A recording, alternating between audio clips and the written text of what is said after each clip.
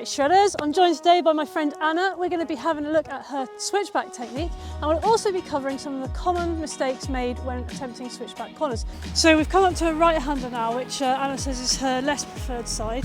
So tell me what happens when you get to a right-hander. So I find on right-handers I quite often just go straight off the end of the corner, and I know from skiing that I'm just not committing to the turn. I just stay on what I would call my inside edge.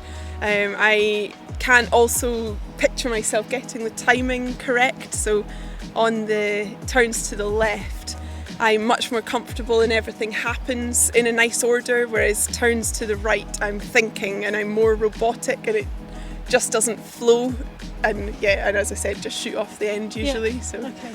Yeah. Alright, so what we'll do here is we'll really break it down to try and help Anna figure out how to do it to her unnatural side, and that is a thing that a lot of people struggle with, is the idea of doing everything in the opposite direction to what they feel comfortable with. So I think we'll just start with making sure that your line into the corner is right, okay, and then we'll just try and add everything in one by one and we'll see what we can do. So what I'd like you to do is to come down here and then aim for this rock just here and then start your turn. Don't worry about your feet, don't worry about anything, I just want you to think about the line. Now, it is quite a flat turn and sometimes a little bit of gradient in a switchback actually helps you get around because you've got a bit more momentum. So if you end up getting to there and it doesn't work, don't worry about it. Just try and think about getting that line right, generating that space. That's going to be step number one. Okay. Yeah! So do you think you would normally have swung out that wide on a right-hander? No. And often that's because I'm not looking up. So right. I get to about here and realise there's a bend. Yeah. So by that point I'm too late. So yeah. Okay. That's something I'm really trying to work on. Okay, cool.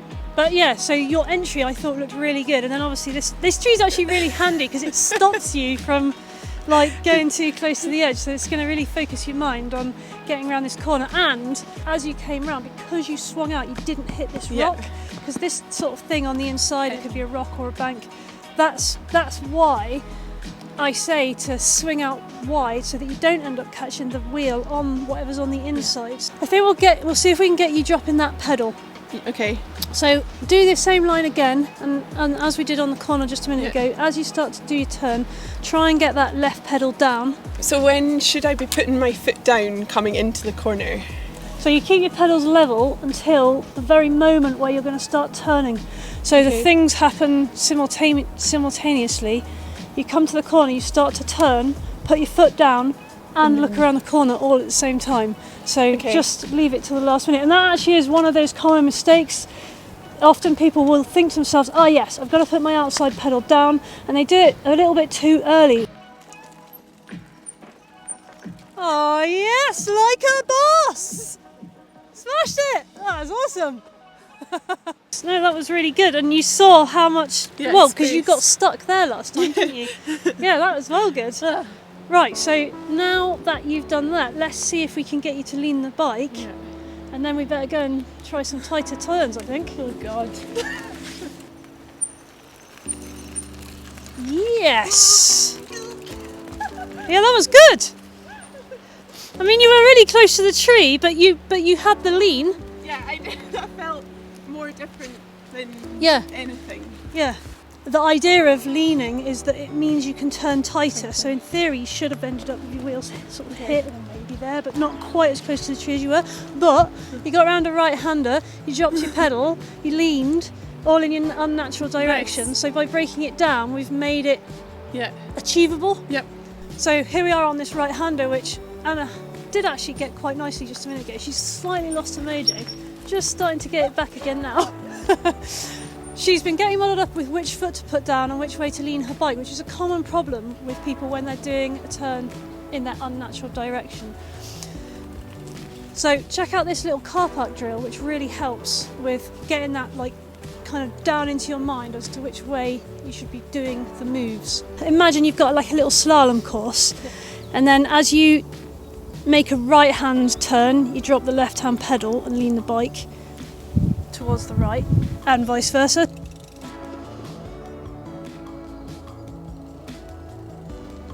But what would be really cool is if you can try and make your leans more extreme by using the whole width of the road. So you saw, like I did, quite deliberate turns.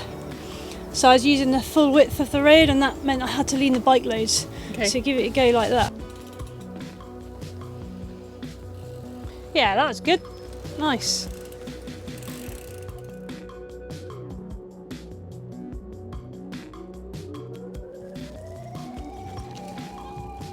Now we just maybe need to have a little look at braking, because that was a good gnarly skid there. Talk to me about your braking. Like, what did you do? Like I always do, just pull all brakes at all times. Emily already knows that I don't know which one is my right and left brake, so Which one's your front one? that's my front one. You know that now. So the other day we discovered that Anna didn't know that her front brake was in the UK. We ride with them on the right. Yeah. She thought that was her back one. That was quite funny. Try it again, but just approach just a little bit more slowly and squeeze those brakes a little bit more gently, because what we would ideally like to do is avoid skidding and keep you rolling, because when you get to the tighter turns, that's going to be more important, because you can't carry as much momentum around a really, really tight one. So if you're already in the practice of rolling rather than skidding, Yeah. that's going to help your technique on the tighter turns.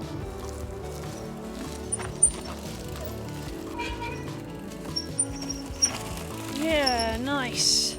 So one little extra tip I mentioned to Anna a little moment ago was when you come around a very tight switchback and you're losing momentum, it can be really helpful to let the front brake off a little bit, almost entirely, just to keep the momentum on that front wheel, because the front wheel's moving in a much greater arc than the rear one, and letting the front brake off can just keep that going and allow you to roll out of the corner.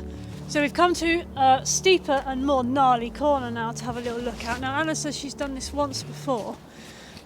It's a little bit intimidating looking. You've got the approach is quite rooty, and then we've got this rut here. So you can see how easy it would be to be drawn into this rut and funneled round and not really have much choice about where you're going. Now obviously I'm all about making some space and coming out wide. I am going to try and ride out onto this rock and then turn and come back in. So we'll see how achievable that is, and then we'll see if we can get Anna to do it. I think I'm going to need to approach quite slowly, so I'm starting real close to the corner. We'll see how it goes.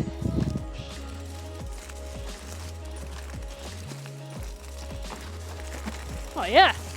So that actually worked out really well. Like, I went into it really slowly so that I had time to get onto that outside line, think about what I was doing before I turned to the right and dropped myself around the corner.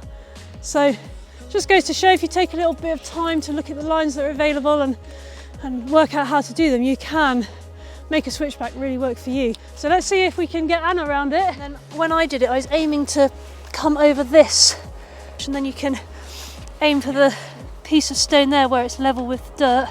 I think the key thing is if you start from quite far back, so you've got plenty of time to set yourself up, get nice and comfortable on the bike, come in nice and slowly and controlled.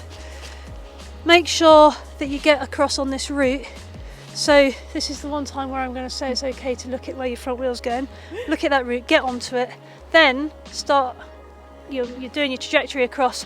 Make sure you're looking around the corner. And then look, look, look. Well, it's a good start. Look around the corner. Pedal, pedal. Yeah. Nice. So Anna's doing a pretty good job of getting across onto that outside line, which is really cool. She just about finished the corner off a second ago, but I'm just going to try and get her to look at me by putting myself on the exit of the corner and then basically telling her to look at me. So if you're out riding with a friend, that can be really helpful. If you get them to stand on the exit and get them to command you to look at them, that can help really get your head round and get you around the corner. Look, look, look, look, look, look, look, look. Almost. Look at me, look at me, look at me, look at me. Yes! Woo! Perfect! Nice one, well done. There you go. Look at me, look at me, look at me. Let the brakes off. Look at me, look at me, look at me. Yes! Woo! Woo! Nice one, well done. There you go. Look at me, look at me, look at me, look at me. Yes! Woo! Nice one, well done. There you go. Look at me, look at me, look at me, look at me. Yes! Woo! Nice one, well done. There you go. Trusting in your braking. Yeah, so I Thanks. could see that you had the brakes on Yeah, both. real hard, Yeah. and that was probably. So if I hadn't, that's probably partly because I was in the way. But obviously, then that's Yeah, the once I'm perfect round, yeah. opportunity to be like, oh, I can let them off now. Yeah. Get that stupid Emily out of the way. Well done. Right, well that was really cool. Like you got around that right-hander. So in fact, several right-handers that you've struggled with or not Yeah. even done before. So that's Yeah. really cool. Super stoked to be able to help Yeah. you with that. If you've got any questions, just leave them in the comments below and I'll try and help you out. But otherwise, thank you very much for watching. I'll see you next time. Thank you, Emily. Quite all right.